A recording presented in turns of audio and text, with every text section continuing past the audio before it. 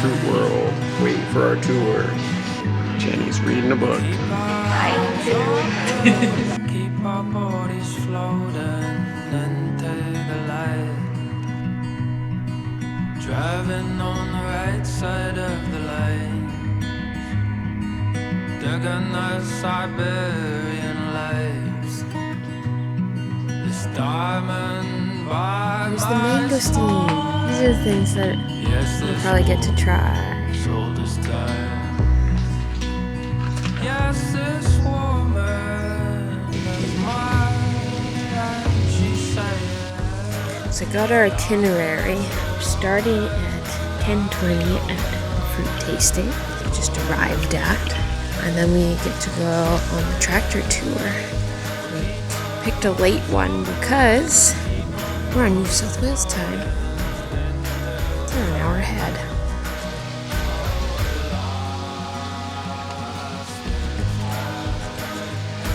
Melanoma's no joke. So this is the production nursery. A whole bunch of plants starting to grow. Here's the greenhouse. They have the sprinklers going, so we walk by, you can see a little bit soaked. And look at all those plants.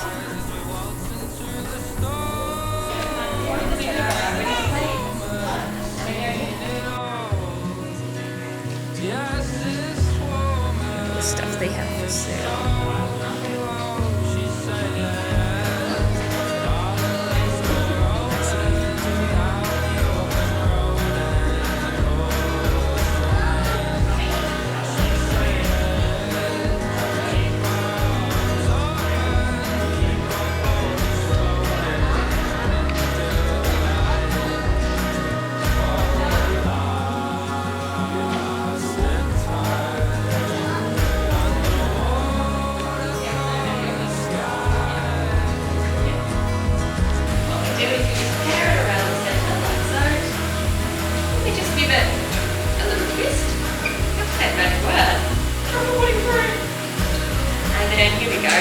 So we can eat it by itself. We can also put it in smoothies. It's also really nice in chocolate cake.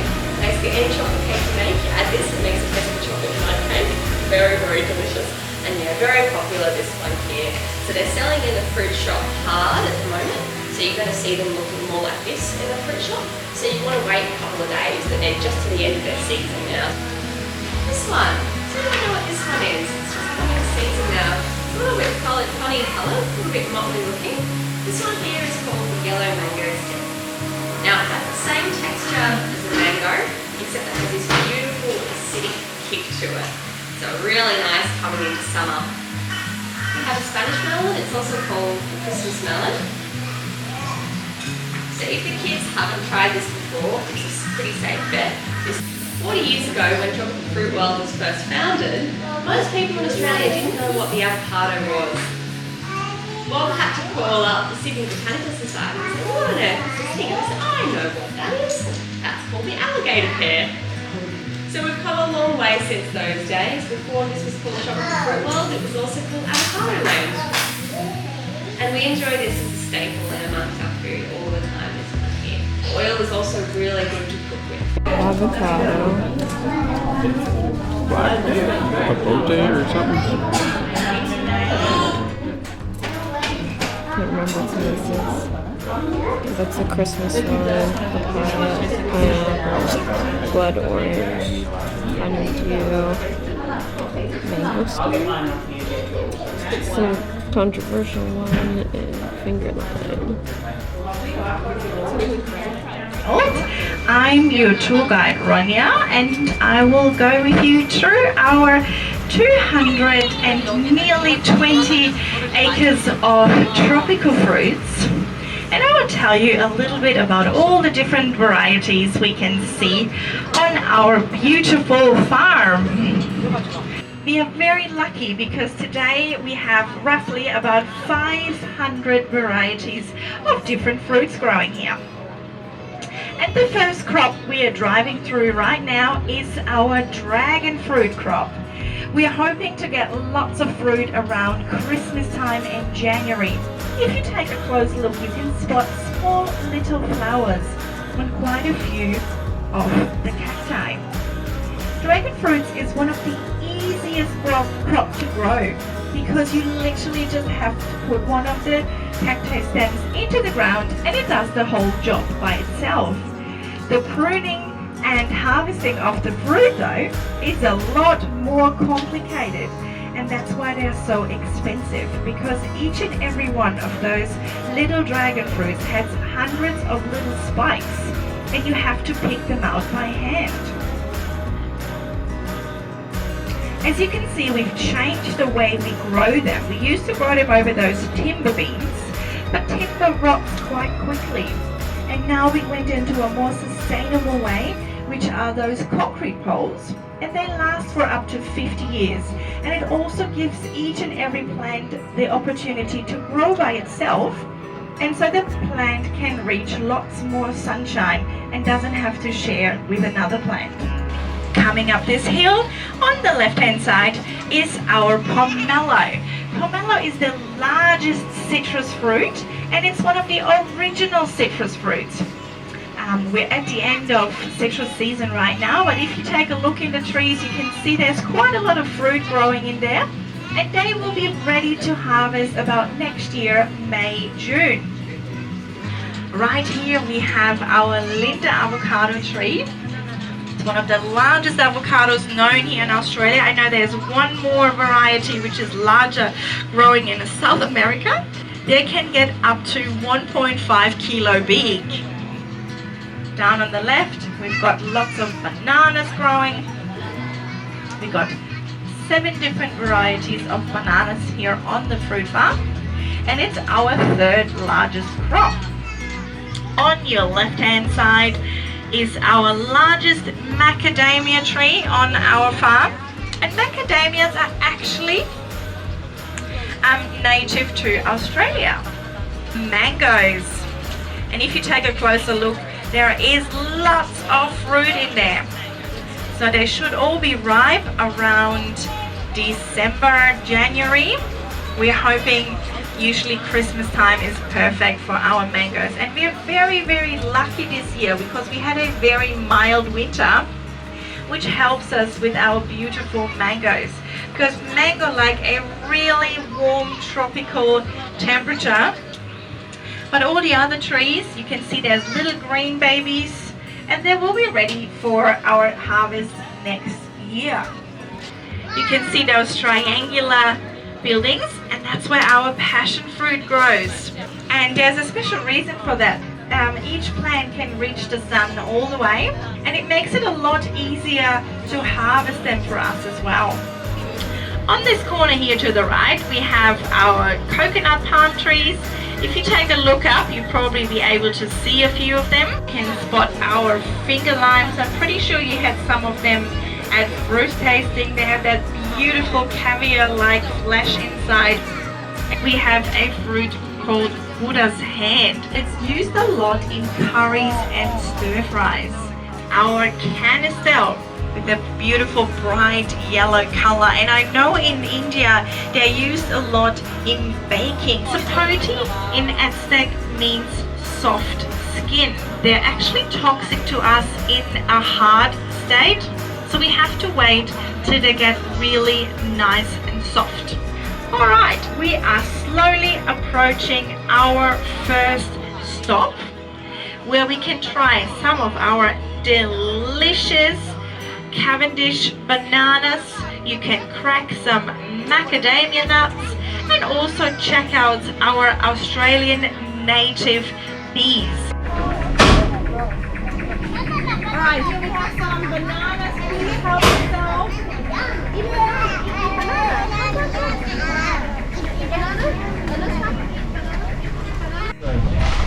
I don't know if mine would be good if we split. Wait. Smells good. Here's the fruit stand she's talking about. So is it a jackfruit? That or the rough skin. What was it called? Jackfruit. Here, please help yourself to some macadamia nuts.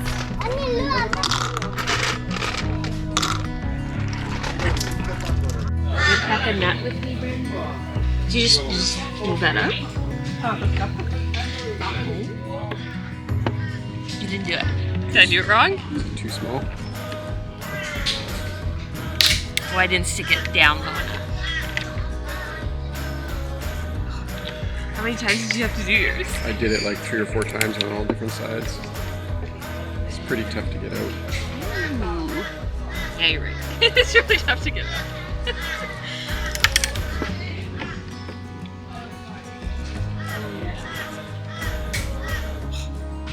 Still kind of stuck in there.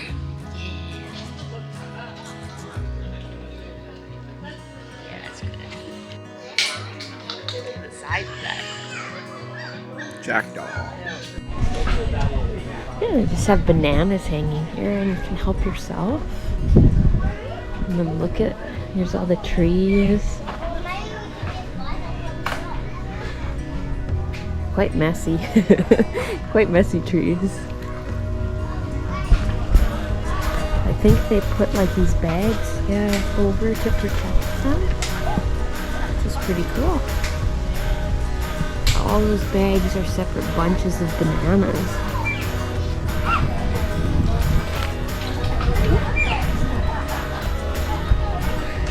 That tractor?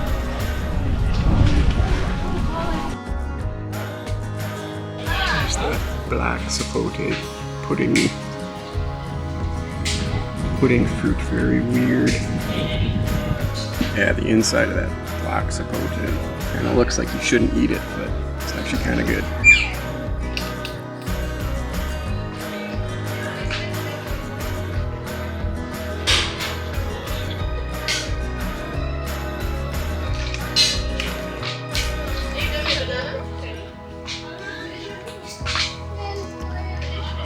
Turkey's got figured walking around waiting for anything that's left.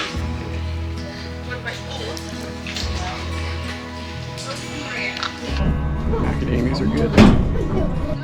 Or the Cavendish bananas.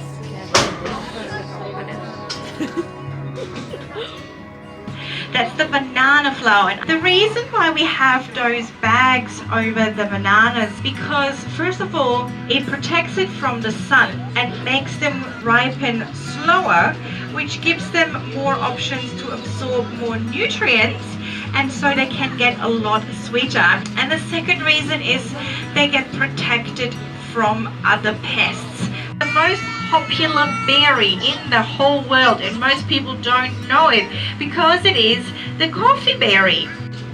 We keep our lychees really, really low because the fruit bats love lychees, but fruit bats need tall trees to take off.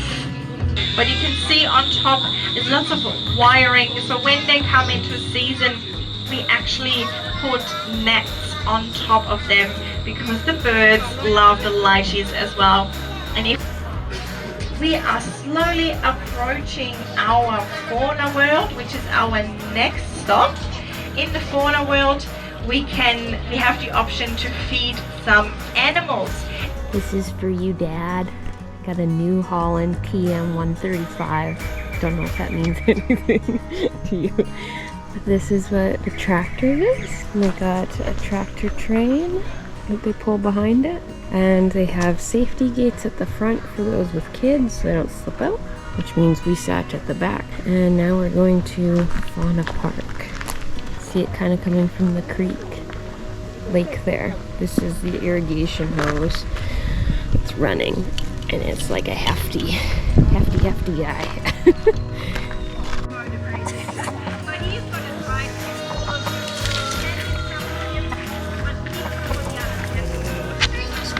Doing. That is not a place to lay eggs. You look like you're hanging your tail. There he is. Trying to eat. Want to go faster? They just want food.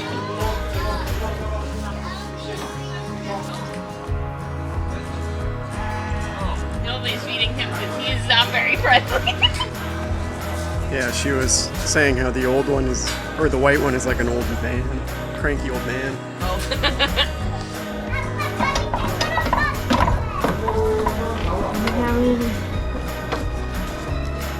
Shannon and Moses.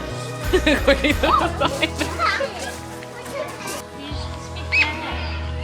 he cute? I'm sorry. You passed. You did me.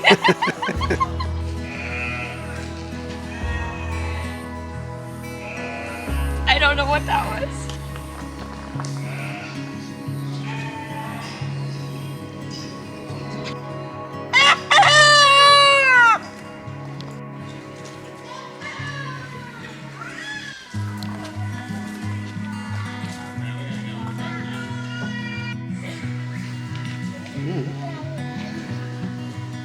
We're on a boat. And it's not going fast.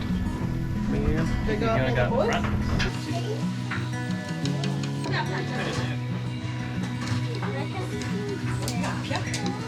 Welcome aboard the MV Water Dragon, everybody. Now the spring itself is natural. It's one of 7 that we have occurring on the property.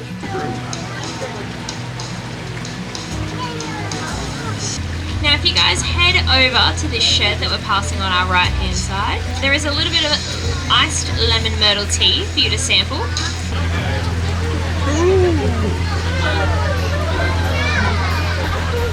Iced lemon myrtle tea for you to sample. It's made of course from our lemon myrtle tree leaves. That's a tree native to North Queensland and we're growing it right here on the property. I think I know why she didn't like it. It tastes like lemon, but it's not sweet. It's not like lemonade. Currently on the island, and thank goodness there's a lot of stuff for the kids to do because we have a bunch of kids on our tour and they are very rowdy. Honestly, I would love to see Tropical FruitWorld have like one day, like one session a week or something where it was just like adults only, because half the time you can't even hear them talking. A little bit more educational as well for people who are interested a little bit more.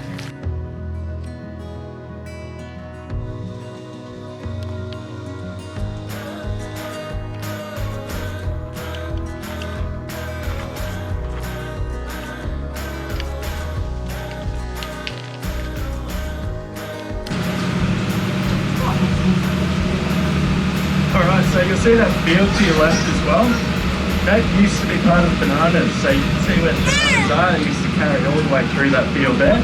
But we've chopped all those lovely ladies down and just let them break down into the soil, a bit of a chop and drop. So that'll just add a lot of nitrogen and things like that into that soil.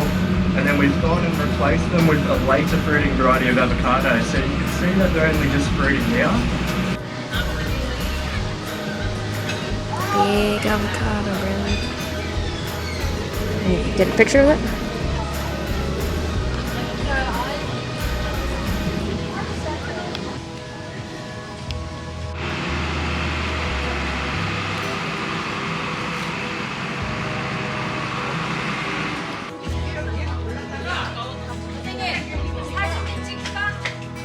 Is that what it was? What? No. What do you like? Maybe?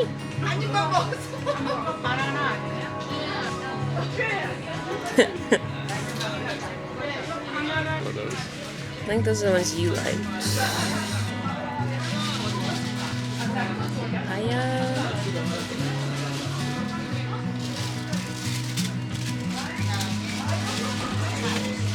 Is the banana flowers they're talking about? And just some flowers. Or you could buy the trees. Macadamia nuts, and we got a papaya popsicle. He's trying to sell the ice cream, but this is literally like frozen fruit. It's so good. How are those? Try it.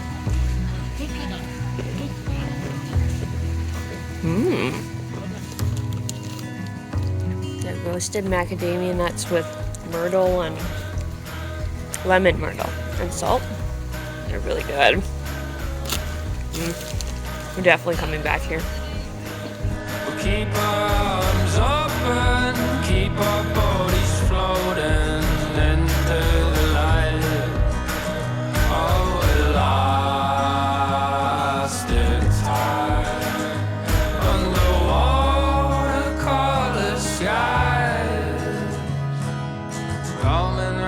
this beach that we adore, dipping our feet into a more